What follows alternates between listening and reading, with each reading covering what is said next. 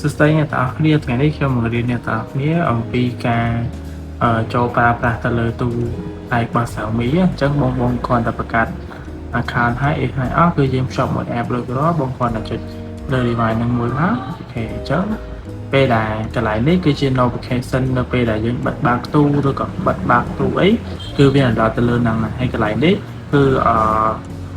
one password មានន័យថាគឺយើងអាចប្រើ password ហ្នឹងគឺបានតែម្ដងទេអញ្ចឹងយើងចូលទៅ react password មកអូខេអញ្ចឹងគឺវាផ្ដល់លេខកូដឲ្យអញ្ចឹងបងគ្រាន់តែវាយ copy អាហ្នឹងទៅ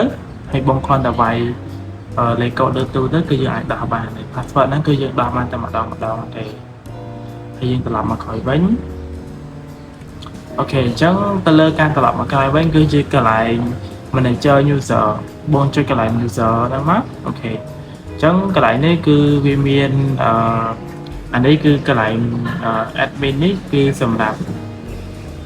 យើងដាក់ password ហើយនឹងលេខហើយអានេះគឺជា user គឺមាន2នាក់ហើយសញ្ញាបូកមួយនេះមកជាសញ្ញាបូកមកកន្លែងនេះគឺជាកន្លែង scan កញ្ចក់ដៃកន្លែងនេះគឺជាកន្លែង add password គឺយើងអាច add បន្ថែមបានណាអញ្ចឹងបងគ្រាន់តែចុចលើនេះគឺវានឹងឲ្យយើងយកដៃទៅដាក់ password ទៅលើទូវិញស្លាប់ទៅវិញមក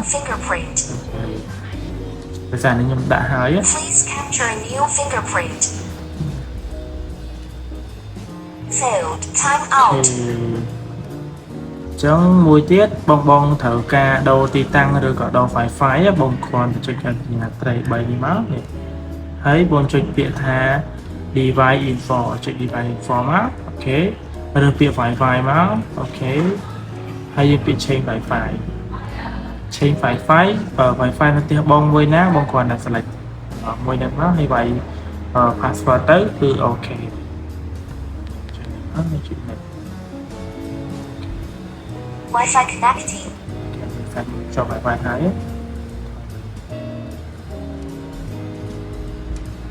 Completed. អូខេហើយមួយទៀតបើសិនជាបងត្រូវការដូរ sound ជា